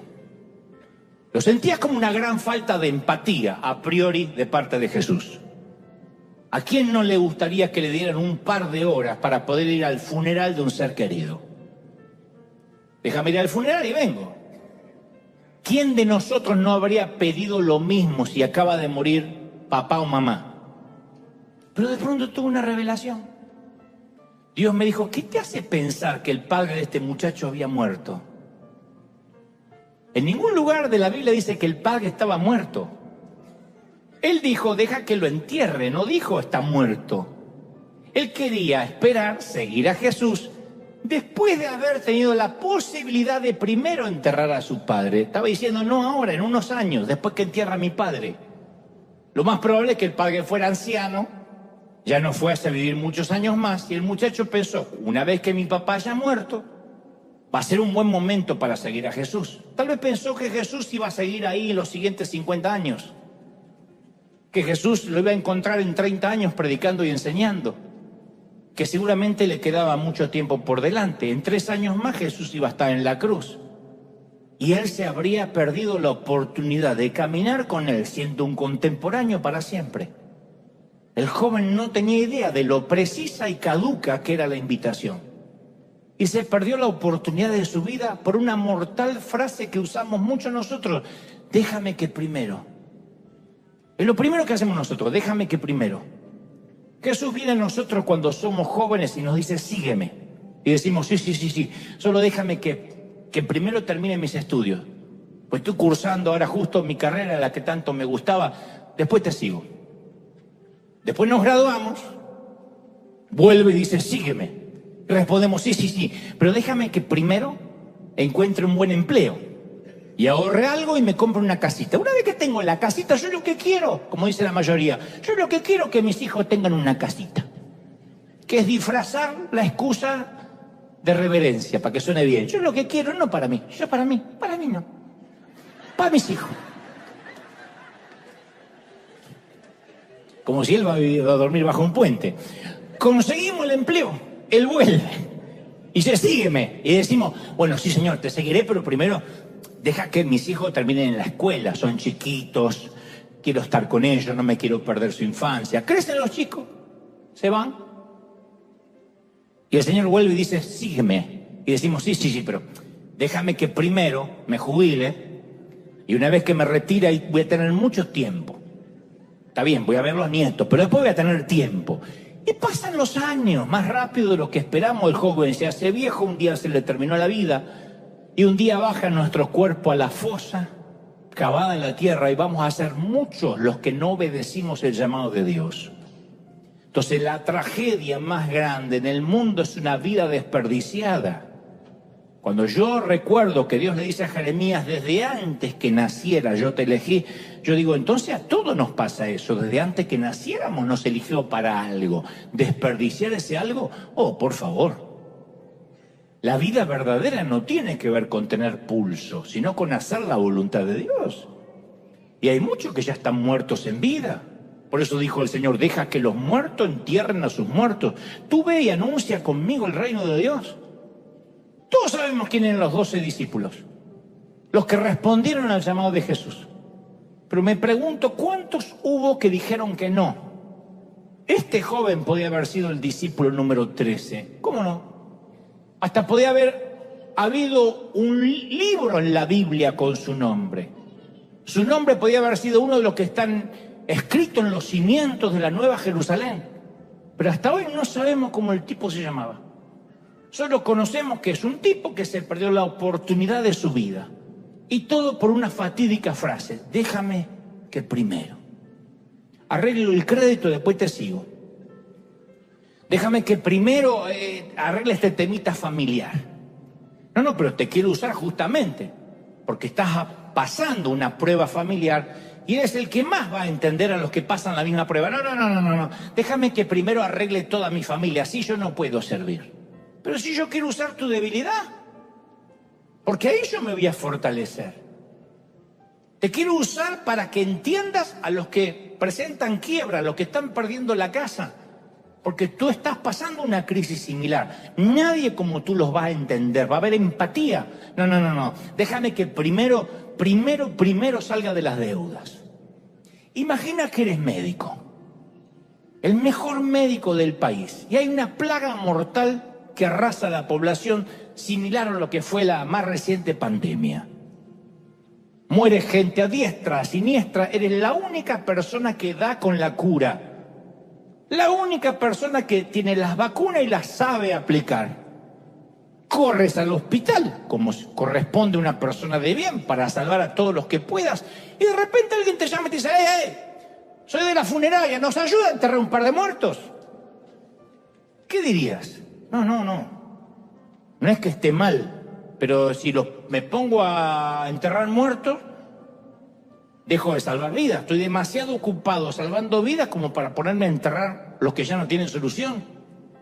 Entonces, cuando Jesús llama, nos está diciendo: respóndeme ahora, no, respóndeme el llamado en algún momento del año. El Señor dice, se trata de salvar vidas. Se pierden por día miles de vidas sin Cristo, que se van al infierno. El infierno es real. Y nosotros decimos, sí, en un momento este año te doy una respuesta. Él está esperando la respuesta ahora. Porque la obediencia demorada es desobediencia. Hay gente acá que tiene gente a su cargo. Díganme si la obediencia demorada no es desobediencia. Por favor, Juan, ¿me corres el automóvil de ahí? Sí, ya voy. Y lo corre 5 horas después. Y te dice, pero yo lo hice. Pero es desobediencia. Pero lo hice, sí, pero 5 horas más tarde. Entonces, la mejor amiga del enemigo es la postergación. El enemigo no te va a decir, predicarle a los inconversos está mal. Te va a decir, está muy bien, pero ahora no. Porque el diablo sabe que postergar la obediencia es desobediencia, gente. El enemigo sabe que el mañana nunca llega, especialmente para nosotros los hispanos. Y hay mucha gente que se ha perdido la salvación, no porque la rechazó, sino porque el enemigo los convenció de postergarla un poquito más. Arregla este problema y después vas a la iglesia. ¿Qué vas a ir así con todos estos líos? Convenció a los jóvenes de que les queda mucho tiempo por delante. A otros los convenció que esperaran a causa de algún pecado que no están dispuestos a soltar.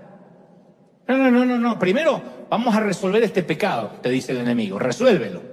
Y después vas a tener tiempo de servir a Dios. Pero con este pecado no te atrevas a tocar las cosas santas. Y logra que postergues.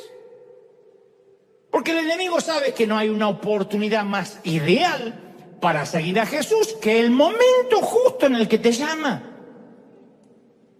No sé si oíste algún predicador alguna vez decir, hoy es el día de la salvación. Generalmente los evangelistas solemos decir, hoy es el día de la salvación. Pero este versículo no existe en la Biblia. En realidad existe en 2 Corintios 6:2, he aquí, ahora es el día de la salvación. No, hoy es el día. ¿Y qué sé yo? ¿Y antes de las 12? ¿Antes de brindar? No, ahora. Porque hoy es el día, no transmite la urgencia. Ahora. Entonces, si alguien se está ahogando, no necesita que lo rescaten en algún momento del día de hoy. ¡Me ahogo! Ya va. Tenemos hasta las 12. No, ahora. Entonces, cuando Jesús llama, no está diciendo, respóndeme el llamado en algún momento de hoy. En algún mes del próximo 2024, respóndeme el llamado, ¿sí? Yo igual te dejo la llamada abierta. No. Él está esperando nuestra respuesta ahora. ¿Sí o no? Me está mirando diciendo, bueno, lo voy a pensar. ¡No! ¡Ahora! Tenemos el mandamiento más importante y más crítico de todos. Cuando los terroristas atacan un país, como fue, insisto, el 9/11, el fatídico 9/11, automáticamente el presidente de la República pasa por encima del Senado, pasa por encima de cualquier estructura gubernamental y se convierte en comandante en jefe de las Fuerzas Armadas. Esto significa total autoridad para responder, porque está en guerra el país. No puede. Y vayan al Congreso, voy a poner una ley si es que atacamos, respondemos. No, urgente, estamos bajo fuego. Entonces, alrededor de nosotros mueren millones de personas. ¿Tenemos nosotros la respuesta para la plaga del pecado y la muerte? ¿Sí o no? Bueno, hay 3 que dijeron que sí. El resto, ¿sí o no? ¿Sí o no? ¿Sí? Muy bien. Mira, vos entendió el nene. Hay muchísimas buenas causas que requieren nuestra atención, pero hay ninguna más importante que el llamado a predicar el Evangelio. Entonces tenemos que dejar que los demás hagan las cosas buenas mientras nosotros nos concentramos en la más importante de todas, que es ganar almas. No estamos llamados a sepultar los muertos, estamos llamados a resucitar a los muertos, a dar vida, a liberar de la cautividad, a traer la salvación. Ahora es el día de la salvación, ¿sí o no? En el último ADN le dije a los voluntarios, el que hicimos por streaming, le dije, yo llevo años metidos en la iglesia. Y te puedo asegurar que yo no me metí en esto para bautizar a los hijos de los creyentes, que van creciendo, casar a unos cuantos más, oficiar un par de funerales. Yo estoy en esto por la gran comisión, es lo que a mí me fascinó a los 7, 8 años de edad. Cuando estuve en una campaña de Gigi Ávila y lo veía predicar en un estadio llamado Atlanta, en Buenos Aires. Y yo dije, si algún día Dios, no sé, me da el privilegio de prestarme los oídos de la gente, todo el ministerio va a girar hasta el último día en salvar gente. Y en River todo lo que hacemos está conectado con un alma. El evangelismo es parte de nuestro manual de estilo. No somos una iglesia de grupos pequeños o fundamentado en estudios bíblicos o llena de actividades internas. No somos una iglesia que genera música novedosa. Nosotros no somos ni Bethel ni Elevation, con el mayor respeto que me merece y me encantan, pero no somos una iglesia que trae muchos invitados, que hace congresos proféticos, que tiene varias reuniones semanales. Todo eso está muy bien, pero nosotros no somos eso. Starbucks no vende hamburguesa ni vende asado argentino, aunque serían millonarios vendiendo lo último, pero no lo hacen. Muchos me dicen, ya que llega tanta gente a River, ¿por qué no agregan más actividad? Y yo respondo, una de las razones quizá por la que llega tanta gente es porque no agregamos más actividades. Somos de la filosofía, si no está roto, no lo arregles. Nuestro propósito es salvar gente. A eso nos dedicamos. Somos el escuadrón de emergencia en combate contra las fuerzas invasoras. Cuando no hay plan, eres el plan. ¿Cuántos lo creen? Díganme amén. Y nosotros, por lo general, especialmente para estas fechas, estamos esperando el nuevo plan para el año. Señor, dame un plan, dame una resolución, dame un proyecto. Pero en realidad nosotros somos ese plan. Nosotros esperamos un plano y Dios dice, no, tú eres el plano. Por eso yo insisto con la pregunta, ¿qué es lo que nos hace llorar, sufrir, ayunar, tener una visión y querer actuar en consecuencia de lo que sentimos? Porque llorar podemos llorar todos. Para Nehemías lo que lo conmovió fue ver el muro destruido de su patria. Pero uno de los errores que solemos cometer, por eso quiero ser muy práctico en esto, es que creemos que Dios nos va a llamar a hacer algo si es que nos merecemos, o mejor dicho, cuando nos merezcamos tener un llamado. O sea, cuando creamos que tenemos la capacidad o estamos calificados, ahí Él nos va a llamar. Pero por lo general lo que nos hace llorar tiene que ver con áreas de nuestra propia debilidad, no de nuestra fortaleza. Por ejemplo, si luchaste mucho tiempo con la pornografía, es muy posible que Dios te dé una carga por hombres y mujeres que están luchando con eso. Porque nadie como tú los vas a entender. Otro que nunca luchó con la pornografía le parece una bobería. Dice, pero mirad esa estupidez. Pero si estuviste preso, lo más probable que ese sea tu motor o tu catalizador o lo que te promueva a querer hacer algo. Si atravesaste una crisis matrimonial, es muy posible que Dios te dé una carga por los matrimonios que están rotos. Porque pocos lo ven como tú. Pocos entienden tan bien una crisis matrimonial sin juzgarlos.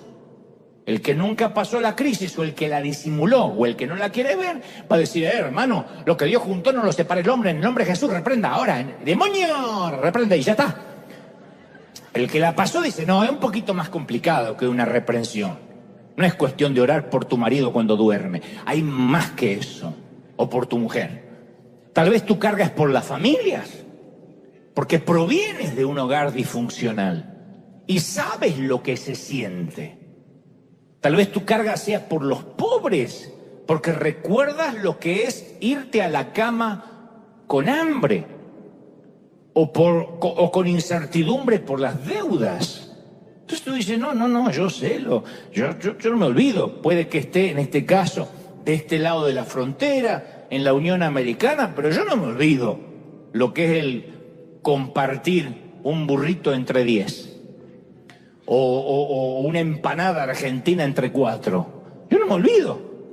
Quizás tu carga sea por los jóvenes que están luchando por su identidad, porque lo viviste en carne propia y no eres de esos adultos que se olvidan que alguna vez fueron jóvenes y lucharon con esas cosas. O tal vez, quizá, lo que te quita el sueño es la política de tu país. Estás harto de los nuevos canallas que van ocupando el sillón presidencial. O tu carga puede ser una de las mías. Una de las mías es quitar la cautividad mental del legalismo. Nada me hace mejor. Porque yo vengo de ahí. Entonces yo sé lo que es sentir el peso de los grilletes y las cadenas de la religión. Y cuando yo puedo ayudar a que alguien abra la mente y quitarse la cautividad mental, siento lo mismo que un predicador que dice, deje y abandone su silla de ruedas. Para mí alguien que me dice, wow, veo a Jesús con ojos nuevos, Él me ama. Yo digo, wow, siento lo mismo que los predicadores de milagro dicen, corra para allá, haga lo que no podía hacer, agáchese, abuela. Yo siento lo mismo. Digo, a ver, haz lo que no podía hacer. Y ahora me río, ríase. O sea, nuestra carga puede ser tan lejana como una remota aldea en Uganda o tan cercana como nuestro propio vecindario. Ahora, es probable que haya gente que me diga, yo no tengo ninguna carga.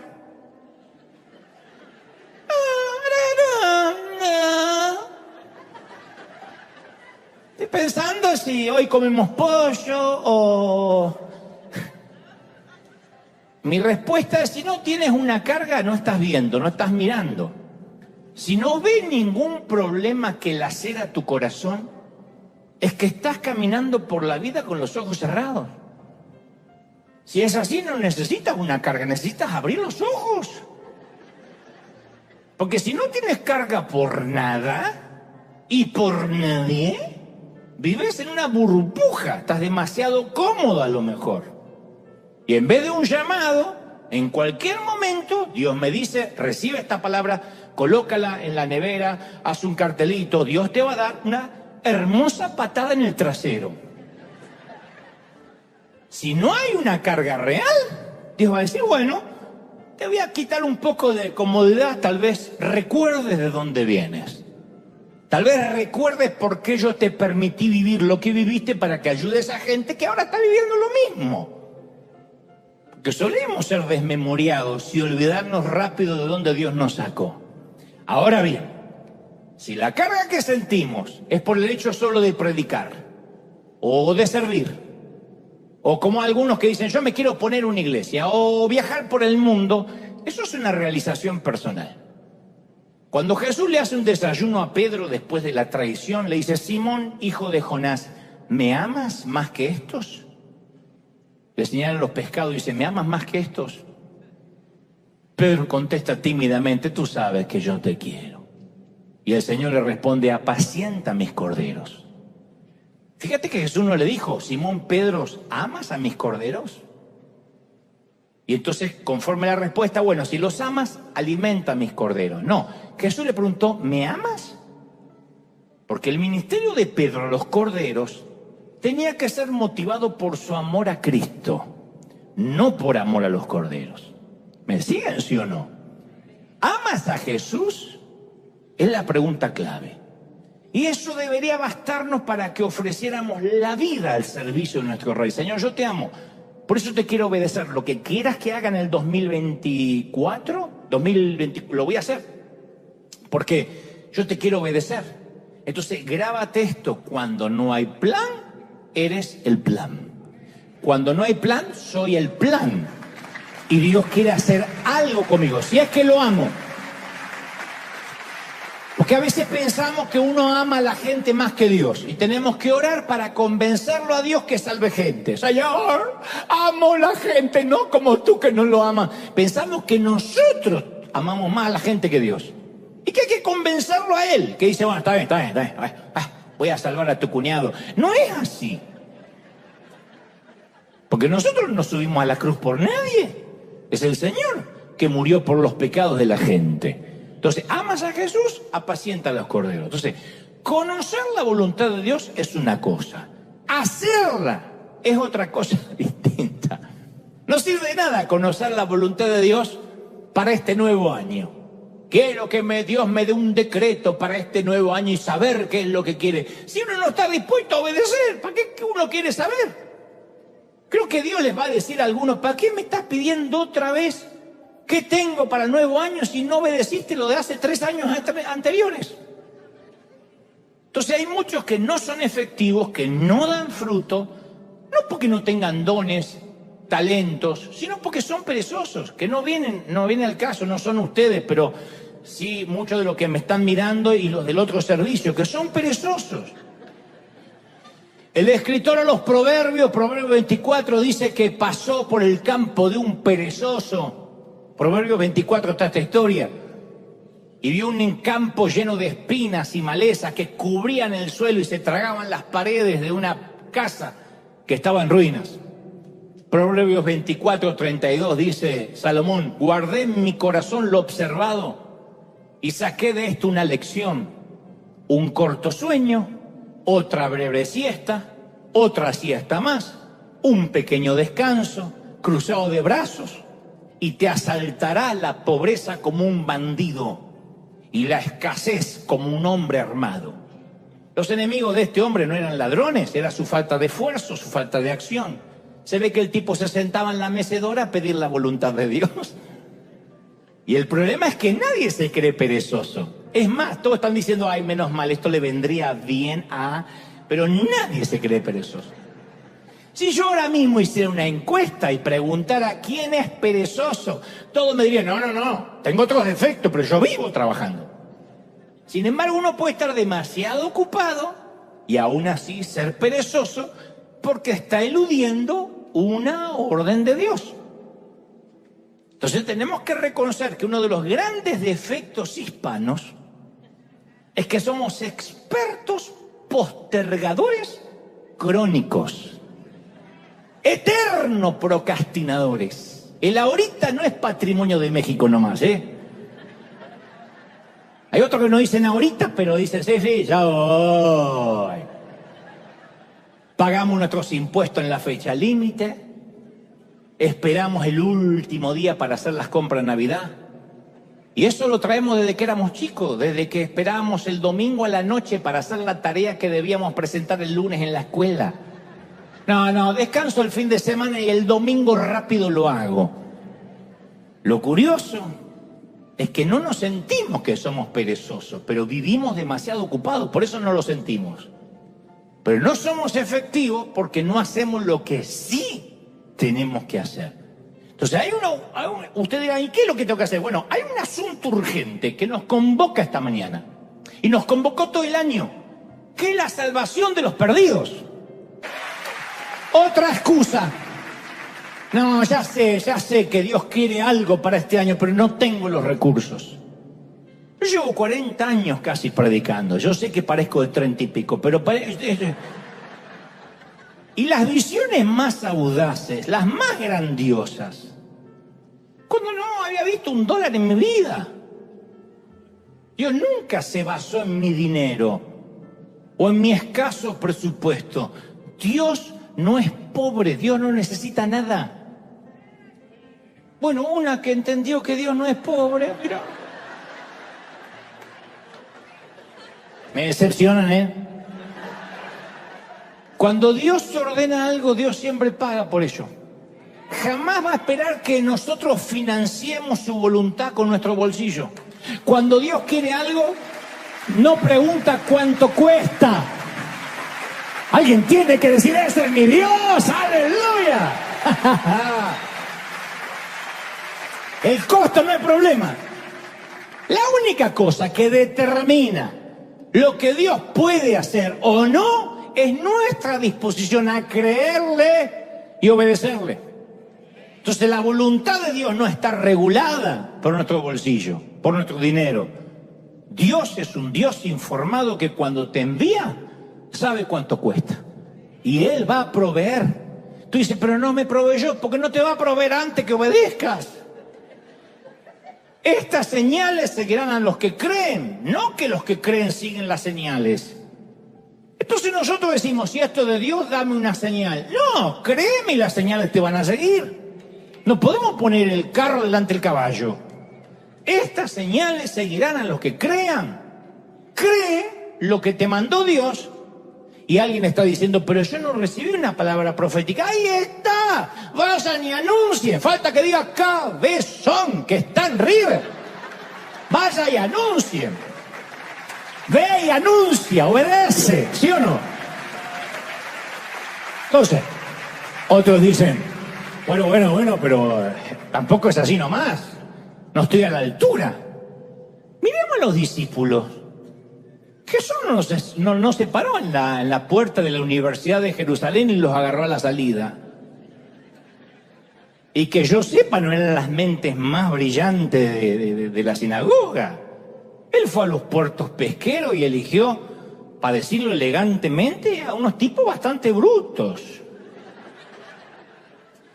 Y esa destartalada cuadrilla de laicos poco instruidos no era la crema de la sociedad, pero Jesús hizo un trato con ellos. Dijo, si me siguen, yo los haré pescadores de hombres. Ese es el mismo trato que se mantiene hasta la fecha con nosotros. Si lo seguimos, Él nos hará. Entonces seguir a Jesús es simple. ¿Viste cuando dice, mi yugo es fácil, ligera es mi carga? Es porque nosotros no necesitamos conocer el camino. A mí me fascina que yo no tengo que hacer los milagros. Yo no tengo que ser el Salvador. Seguir a Jesús no significa que tenemos que ser los sanadores. Nuestro único trabajo consiste en no poner excusas y en hacer lo que diga que hagamos. No hay alternativa a la obediencia. Cuando Dios habla hay solo una respuesta adecuada. Obediencia inmediata sin cuestionamiento. Mira, toda la creación, las galaxias, los planetas, las mareas, la naturaleza, dice la palabra que obedece a sus órdenes. Todo excepto nosotros. Una dijo, amén, sí, pero de las galaxias, no vos. Ahí está Dios el día de la creación. Mira las estrellas que podrían tragarse a 1000 soles nuestros. Y las mira y dice, estrellas, ustedes, muévanse a este sitio. Empiecen en este orden a moverse en círculo exactamente como yo se los digo hasta que les mande a hacer otra cosa. Y todas las estrellas obedecen. Le dice, planetas, levántense y giren en sus órbitas y galaxias asignadas. Fórmense de la manera que los estoy ordenando y haz lo que tengan que hacer, hagan lo que tengan que hacer hasta que yo les diga otra cosa. Mira los océanos y le dice, sus cauces van a llegar hasta ahí, no más de ahí. Y los mares obedecen. Luego te mira a ti y te dice, sígueme. Ahorita. Pero déjame que primero. Y hay mucha gente que ha estado orando por la voluntad de Dios, estudiando su palabra, buscando su voluntad para este año. Y Dios ya ha hablado.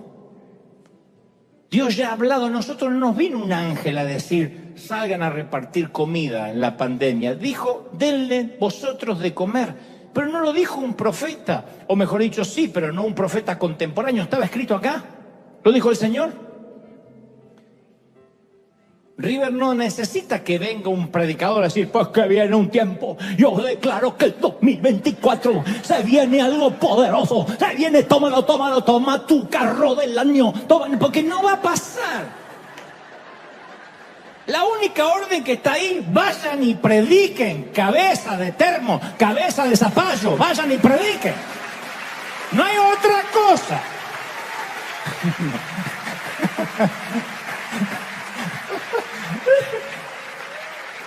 Dios ha hablado, falta que obedezcamos. Entonces cuando me dicen, dando los tips para saber qué hizo River, cómo creció, y no pusimos a obedecer lo que está escrito. Porque el no obedecer se llama rebeldía, y la rebeldía bloquea las bendiciones de Dios. De hecho, si uno no quiere obedecer, ni la Biblia lo ayuda. Ni orar todo el día. Si uno no quiere obedecer, ¿de qué sirve orar todo el día si uno no obedece? Entonces, lo único que necesita el Señor es lo que cualquier buen líder necesita. Que hagamos caso. Punto. Como aquel gerente que se puso a contratar gente y uno decía, yo manejo computadora, yo manejo multimedia, yo tengo un posgrado en tal lado, y él lo único que quería escuchar la frase, yo sé hacer caso. Hay un momento que uno necesita gente que haga caso. No que se ponga a debatir, a esgrimir la teología, a hacer caso. Mientras que algunos están orando por la voluntad de Dios, otros vienen y la hacen. Esos somos nosotros. Entonces, si sientes el dolor de una carga, pero no has actuado, tienes que entender que estás desobedeciendo a Dios. El apóstol Pablo expresó en Hechos 26:19, no fui rebelde a la visión celestial. Uno puede tener una visión y ser rebelde. Ahora, ¿obedecerlo es fácil? No, nunca dijo el Señor que va a ser fácil. Uno necesita tomar ánimo en las palabras de Pablo en Gálatas 6:9. No nos cansemos, pues, de hacer el bien. ¿Por qué diría eso? Porque hacer el bien cansa. A veces uno se siente como el profeta Elías, que es el único que tiene la verdad. Y no es así. Porque tu carga podría ser a incrédulos, a pobres, a indigentes, a huérfanos, a homosexuales, a familias, a niños, a jóvenes que luchan por encontrar su identidad sexual, rupturas en la sociedad, por el gobierno. Como dije, mi carga y mi llamado es el evangelismo y quitar cautividad mental. Pero para serte muy honesto y muy sincero, a esta altura de la vida tenemos confianza.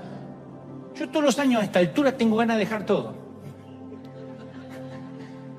Viste que los pastores te dicen, es cuando más hay que tomar fuerza, pero yo a veces tengo ganas de decir, ya lo acabo. Y usted dice, ¿de cuándo te pasa? Desde siempre, por décadas. A esta altura, llego a estas fechas con muchas ganas de irme a vivir al Tíbet. A donde nadie me puede encontrar. Como dijo David en el Salmo 55:6, para que vean que mi cansancio es espiritual.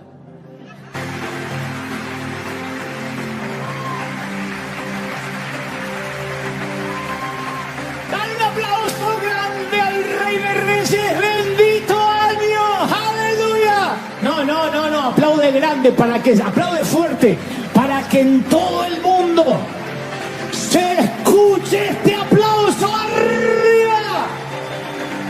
¡Wow! Vamos, dale un grito de júbilo. Se termina el año, pero empieza una nueva asignación, dice el Señor. Somos el plan, River. Somos el plan, River. ¿Tú lo crees? Somos el plan. Di conmigo, soy el plan. ¡Qué lindo! No pidamos un plano, somos el GPS. Somos el GPS, somos lo que va a conducir a otros hacia Cristo. Eso es fascinante. Me fascina saber que soy un plan. Me fascina, a mí me sanó mucho. Siempre cuento en las conferencias de que mi mamá y mi papá me dijeron que fui un susto. Ustedes me quisieron tener, me planificaron. No, fuiste un descuido, dijo mi mamá. Un descuido, qué feo que te digan un descuido. Nunca averigüé si fue del viejo o de la vieja que no se cuidó, pero fue un descuido. Y fui por la vida muchos años pensando que era un descuido, diciendo, es un descuido. Mi mamá, cuando alguien se echaba una flatulencia, un gas, decía, ¿quién se descuidó? Así que por carácter transitivo yo me sentía Dante Flatulencia Gebel. Y un día descubro y Dios me dice, puse mi nombre, Dante. Desde antes que tus viejos se descuidaran, yo ya te pensé, yo ya te soñé, yo te diseñé. Eres mi plan. ¡Wow!